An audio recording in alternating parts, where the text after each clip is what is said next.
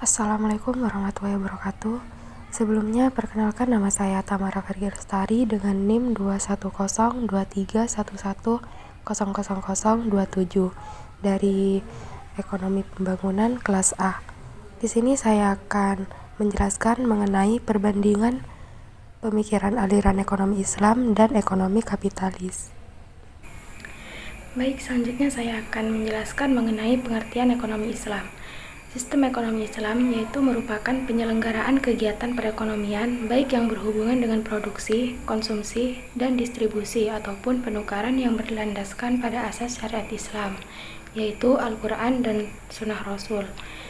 Lembaga ekonomi Islam ialah suatu lembaga yang bergerak di bidang ekonomi yang berlandaskan pada syariat Islam, yaitu tidak hanya mengutamakan keuntungan tetapi juga meningkatkan kehidupan sosial masyarakat. Ekonomi dalam Islam merupakan ilmu yang mempelajari segala perilaku manusia dalam memenuhi kebutuhan hidupnya dengan tujuan memperoleh falah, yaitu kedamaian dan kesejahteraan dunia akhirat. Pemikiran ekonomi Islam diawali semenjak Nabi Muhammad SAW dipilih menjadi seorang rasul. Pada sistem ekonomi ini lebih berkaitan dengan menggunakan bangunan rakyat yang berperilaku lebih didasarkan atas asas Islam, Al-Quran dan Al-Hadis. Selanjutnya yaitu tokoh-tokoh pemikiran ekonomi Islam. Yang pertama yaitu dari Ibnu Khaldun. Ibnu Khaldun secara umum menekankan pentingnya sistem pasar bebas. Ia menolak berinvestasi pemerintah dalam urusan ekonomi dan percaya terhadap efisiensi sistem pasar bebas. Yang kedua yaitu Abu Yusuf.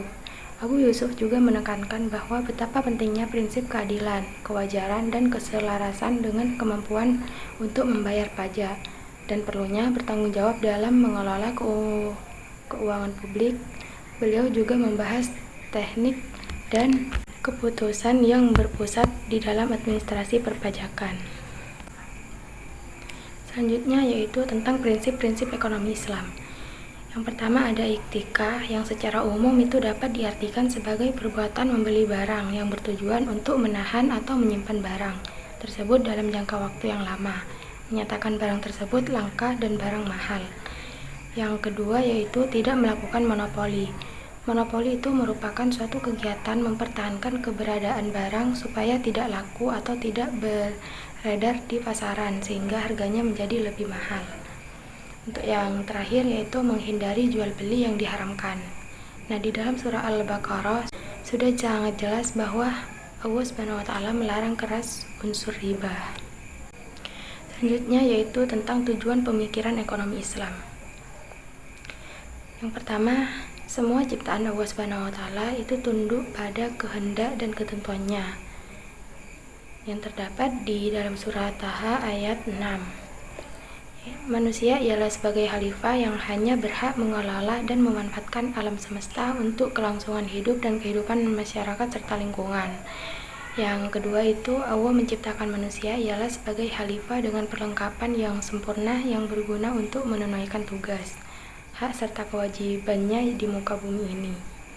Semua makhluk hidup lainnya, terutama flora dan fauna, diciptakan oleh Allah SWT untuk manusia supaya dapat digunakan untuk kepentingan kehidupan dan kehidupan manusia. Yang terakhir yaitu beriman pada hari akhir dan hari penghakiman. Keyakinan akan hari akhir itu merupakan prinsip penting di dalam sistem ekonomi Islam, karena dengan keyakinan tersebut perilaku ekonomi manusia itu dikendalikan karena ia sadar akan semua tindakannya, termasuk tindakan ekonominya akan dipertanggungjawabkan kepada Allah SWT. Selanjutnya saya akan membahas mengenai kelebihan dan kelemahan tentang ekonomi Islam. Yang pertama yaitu kelebihan ekonomi Islam, yaitu menjunjung kebebasan individu, pengakuan hak milik individu, jaminan sosial, pembagian kekayaan, larangan penimbunan kekayaan, dan yang terakhir itu kesejahteraan manusia dan sosial. Untuk kelemahan pemikiran ekonomi Islam itu terdapat 4. Yang pertama itu perkembangan literatur ekonomi Islam yang lambat. Yang kedua, praktik ekonomi konvensional yang diakui untuk pertama kalinya. Yang ketiga, tidak ada representasi ideal negara yang menggunakan sistem ekonomi Islam. Yang terakhir itu kurangnya pengetahuan tentang sejarah pemikiran ekonomi Islam, pendidikan publik yang materialistik. Sekarang saya akan membahas mengenai pengertian ekonomi kapitalis. Nah, ekonomi kapitalis ini merupakan ekonomi yang dimana aset produktif atau faktor produktif sebagai besar dimiliki oleh sektor individu atau swasta. Kapitalisme ini menurut Milton H. Spencer, penulis buku dari Contemporary Economy 1977, ia sebuah sistem organisasi ekonomi yang dicirikan oleh kepemilikan pribadi atas alat-alat produksi dan distribusi serta penggunaannya untuk menghasilkan keuntungan dalam kondisi persaingan. Nah, di dalam sistem ekonomi ini juga terdapat kebebasan individu untuk memiliki sumber daya seperti persaingan antar perusahaan untuk mendapatkan keuntungan. Prinsip keadilan yang dianut oleh ekonomi kapitalis ini adalah bahwa setiap orang dihargai berdasarkan prestasi kerjanya. Dalam hal ini, investasi pemerintah sangat minim karena pemerintah memiliki posisi pengamat dan pelindung di dalam perekonomian. Untuk selanjutnya yaitu saya akan membahas mengenai filosofi ekonomi, yaitu tentang pemikiran ekonomi Islam. Filosofi sistem ekonomi Islam ini lebih terkait dengan pengembangan masyarakat, yang perilakunya lebih mengandalkan sumber-sumber Islam, Al-Quran, dan Al-Hadis. Sistem ekonomi Islam dapat dipraktikkan oleh masyarakat manapun. Prinsip-prinsip dasar ekonomi Islam ini ialah kebebasan individu, hak milik, distribusi kekayaan, larangan akumulasi kekayaan, dan kesejahteraan individu, ketimpangan ekonomi dalam batas wajar, jaminan sosial, dan yang terakhir itu masyarakat. Selanjutnya yaitu filosofi ekonomi tentang pemikiran ekonomi kapitalis. Nah, landasan filosofi sistem ekonomi kapitalis ini ialah sekularisme yang secara dikotomis dapat memisahkan spiritual dan material. Segala sesuatu yang berhubungan dengan dunia merupakan urusan manusia, sedangkan agama hanya berurusan dalam hubungan antara manusia dengan Tuhannya. Implikasinya ialah menempatkan manusia sebagai pusat dari segala sesuatu di dalam kehidupan atau antroposentris, yaitu manusia yang memiliki hak untuk menentukan hidupnya sendiri. Sistem kapitalis dicirikan oleh semangat mencapai keuntungan sebesar mungkin dengan sumber daya yang terbatas. Perjuangan kapitalis tersebut didasarkan pada nilai-nilai kebebasan untuk memenuhi kebutuhan. Sistem ekonomi kapitalis ini memiliki beberapa kecenderungan, yang diantaranya yaitu kebebasan milik individu, kebebasan ekonomi, dan yang terakhir itu persaingan bebas dan ketimpangan ekonomi. Selanjutnya yaitu mengenai nilai ekonomi yang diharapkan atau basic value of economy. Yang pertama tentang di dalam pemikiran ekonomi Islam, nilai ekonomi yang diharapkan itu ialah di dalam ekonomi Islam ialah dikatakan menurut manusia untuk menerapkan nilai-nilai yang terkandung dalam teori dan sistem. Dengan kata lain, harus ada orang yang berperilaku profesional di dalam bidang ekonomi, baik itu dalam posisi sebagai konsumen, produsen, pengusaha, pegawai, atau penjabat pemerintah. Karena sistem teoristis dan ekonomi ini yang unggul menurut pemikiran ekonomi Islam itu sama sekali bukan jaminan bahwa ekonomi Islam akan maju secara otomatis. Sistem ekonomi Islam hanya memastikan bahwa tidak ada transaksi ekonomi yang bertentangan dengan syariat. Perekonomian umat Islam hanya dapat sejahtera ketika mentalitas dan pola perilaku umat Islam dan muslimat ialah itqan atau pekerja keras, dan ihsan itu profesional. Selanjutnya yaitu mengenai nilai ekonomi yang diharapkan di dalam ekonomi kapitalis, ialah untuk mendapatkan uang secara proporsional dengan ukuran uang gagasan meningkatnya uang yang tersedia kontras dengan gagasan subsistensi yang mendominasi semua sistem prakapitalis, khususnya yaitu ekonomi pengrajin feodal. Meskipun akuisisi itu merupakan akhir dari kegiatan ekonomi dan sikap yang memanifestasikan dirinya dalam berproses akuisisi yang membentuk isi gagasan persaingan. Sikap logis yang terkandung dalam akuisisi ini dapat digambarkan sebagai beberapa dari keuntungan pihak ketiga.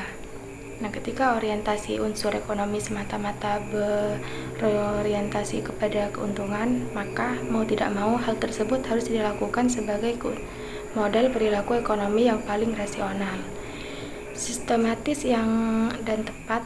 Dengan demikian, rasionalitas ekonomi sudah menjadi gagasan dominan ketiga di dalam sistem kapitalis ini, yang bertujuan untuk mencapai kepuasan maksimal, sedangkan di sisi produsen tujuan utamanya ialah keuntungan yang maksimal. Selanjutnya yaitu mengenai instrumen kebijakan yang digunakan. Yang pertama, di pemikiran ekonomi Islam itu terdapat dua tujuan, yaitu tujuan primer kebijakan dan tujuan sekunder kebijakan. Yang pertama saya akan membahas mengenai tujuan primer kebijakan dulu, yaitu yang pertama mengembangkan dan memelihara kerangka kelembagaan yang mendukung kegiatan ekonomi. Inti dari peran tersebut ialah untuk mewujudkan dan memelihara pasar yang adil, peran efektif pemerintah dan masyarakat di dalam perekonomian. Yang kedua yaitu pemenuhan kebutuhan dasar minimum atau hak ekonomi bagi setiap orang dan keluarga. Yang terakhir itu mengurangi ketergantungan terhadap utang kepada luar negeri, teknologi asing, dan penguasaan asing terhadap perekonomian nasional yang memberikan pendidikan kepada warganya supaya mereka dapat hidup dengan baik. Selanjutnya, saya akan menjelaskan mengenai tujuan sekunder kebijakan, yaitu yang pertama, mengurangi kesenjangan ekonomi antar suatu daerah. Fenomena kesenjangan ekonomi itu tidak hanya terjadi antara individu atau faktor produksi, akan tetapi juga kesenjangan antar daerah. Yang kedua yaitu mengintegrasikan ekonomi nasional ke dalam bentuk ekonomi global. Dan yang terakhir itu pengembangan infrastruktur ekonomi seperti sarana komunikasi dan transportasi. Untuk selanjutnya yaitu mengenai instrumen kebijakan yang digunakan di pemikiran ekonomi kapitalis. Terdapat dua, yaitu yang pertama kebebasan mempunyai harta secara perorangan. Setiap individu itu dapat mempunyai harta secara perorangan, membeli serta menjual hartanya menurut yang dikehendakinya tanpa batas. Selanjutnya yaitu saya akan menjelaskan mengenai instrumen kebijakan yang digunakan di dalam pemikiran ekonomi kapitalis. Terdapat dua, yaitu yang pertama kebebasan mempunyai harta secara perorangan. Setiap individu yang dapat mempunyai harta secara perorangan, membeli serta menjual hartanya menurut yang dikehendakinya tanpa batas. Individu memiliki kuasa penuh terhadap hartanya dan bebas memakai sumber-sumber ekonomi menurut cara yang dikehendaki. Teori yang menjadi landasan bangunan dan juga yang menjadi prinsip tersebut ialah bahwa individu adalah menjadi pemilik satu-satunya apa yang dihasilkannya, sedangkan orang lain memiliki hak terhadap hasil kerja kerasnya. Yang kedua itu kebebasan ekonomi dan persaingan. Setiap individu juga berhak untuk mendirikan, mengorganisir, dan juga mengelola perusahaan yang diinginkan. Individu juga berhak terjun ke dalam semua bidang perniagaan dan memperoleh laba yang sebanyak-banyaknya. Negara tidak boleh ikut campur tangan terhadap semua aktivitas ekonomi yang bertujuan untuk mencari laba secara aktivitas tadi absah dan sinkron menggunakan peraturan yang berlaku. Sekarang saya akan membahas mengenai persamaan aliran pemikiran ekonomi dan Islam dengan aliran kapitalis. Yang pertama yaitu filosofi ekonomi. Kapitalisme itu menggunakan kontradiksi mati-matian yang berpangkal dalam satu falsafah hayati yang dinamakan materialisme. Seolah-olah insan merupakan bahwa pada kembali materi yang diperjuangkannya. Terdapat kekuatan mistik yang wajib diyakini dan yang ditakuti, yaitu Tuhan yang Maha Esa. Islam membawa falsafah mengenai harta global yang menguasai sebagai paham insan pada global, yaitu falsafah ketuhanan. Falsafah tersebut tidak sinkron sekali menurut paham universalisme menurut gereja dalam abad pertengahan yang kemudian, dan juga paham idealisme yang sanggup diartikan itu orang. Salah satu sumbangan terbesar Islam kepada umat Islam ialah prinsip keadilan dan pelaksanaan terhadap setiap aspek kehidupan insan, di mana setiap anggota rakyat itu didorong untuk memperbaiki kehidupan material rakyat. Di samping berusaha untuk memperbaiki kehidupan rohani dan mengingatkan setiap benda pada global buat diambil manfaatnya. Tetapi secara bersamaan Islam itu mendidik mereka untuk bertanggung jawab, tidak hanya kepada istri dan keluarga, tetapi juga terhadap saudara-saudaranya yang miskin dan melarat, negara, dan akhirnya semua makhluk. Maka dapat disimpulkan bahwa pemikiran ekonomi Islam yaitu sebagai ekonomi penengah di antara sistem ekonomi kapitalis dan sosialis. Selanjutnya yaitu persamaan aliran pemikiran ekonomi Islam dan aliran kapitalis tentang nilai ekonomi yang diharapkan. Nah, sistem ekonomi Islam ini mempunyai sifat-sifat baik menurut kapitalisme, tetapi terletak menurut sifat buruknya. Di dalam uraian ini akan disebutkan dan dijelaskan mengenai sepintas, kemudian juga mengenai masing-masing sistem ekonomi tersebut. Apabila pada pandang semata-mata menurut tujuan dan prinsip atau motif ekonomi, ini juga terdapat disparitas antara sistem ekonomi Islam menggunakan sistem ekonomi yang lain. Karena seluruh sistem ekonomi itu termasuk sistem ekonomi Islam yang di dalamnya bekerja atas tujuan yang sama, ialah mencari pemuasan aneka macam keperluan hayati manusia, baik itu keperluan hayati maupun keperluan hayati eksklusif, juga keperluan hayati rakyat. Selain itu, sistem ekonomi juga bekerja dari prinsip atau motif ekonomi yang sama, yaitu setiap orang atau rakyat akan berusaha mencapai output yang sebesar-besarnya dengan menggunakan energi atau ongkos yang sekecil-kecil dan ketika yang sesingkat-singkatnya. Selanjutnya yaitu persamaan aliran pemikiran ekonomi Islam dengan aliran kapitalis tentang instrumen kebijakan yang digunakan. Nah, dari aspek harta ini hampir terdapat persamaan antara sistem ekonomi kapitalis dengan sistem ekonomi Islam, yaitu dalam arti sama-sama mengakui adanya harta individu. Hanya saja di dalam sistem ekonomi Islam itu berbeda karena terdapat prinsip keadilan. Hal tersebut dapat digambarkan sebagai berikut. Karena sifat keserakahan manusia yang dikenal mengeluh, tidak sabar, dan gelisah mencari kekayaan, itu yang mendorong orang untuk terlihat dalam berbagai kegiatan produktif. Pekerjaan diperbolehkan, namun harus didasarkan pada dasar tertentu, seperti ketaatan terhadap prinsip-prinsip sistem ekonomi Islam yang tidak mentolerir penyalahgunaan hak-hak ini. Ekonomi Islam tidak mengarahkan orang untuk menggunakan hak, keyakinan, dan pekerjaan mereka melalui cara yang salah dan tidak adil, dan membenarkan penerapan semua aturan produksi, memberi sepenuhnya pada akan tetapi kebebasan juga mencari nafkah juga harus mengambil inisiatif untuk mengambil langkah-langkah guna untuk mencegah sumber-sumber produktif yang digunakan secara serampangan untuk mencapai keberhasilan atau untuk meningkatkan pengaruh orang-orang tertentu dan menindas anggota masyarakat yang lemah. Ekonomi Islam memiliki taktiknya sendiri.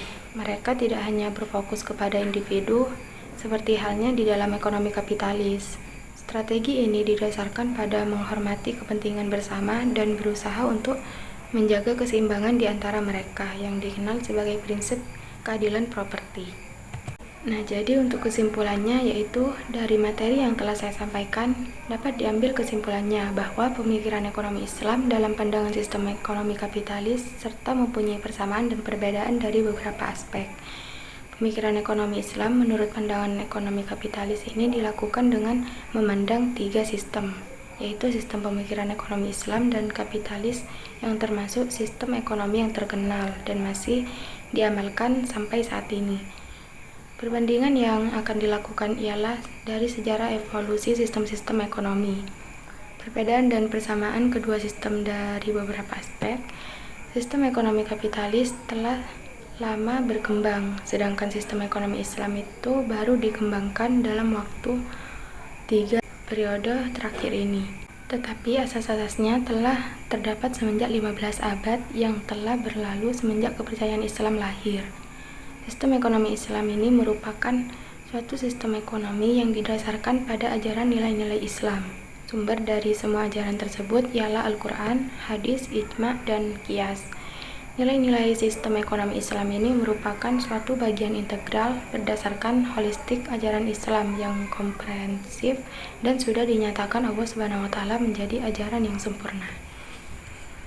Baik, hanya itu yang dapat saya sampaikan mengenai perbedaan ekonomi Islam dan pemikiran ekonomi kapitalis.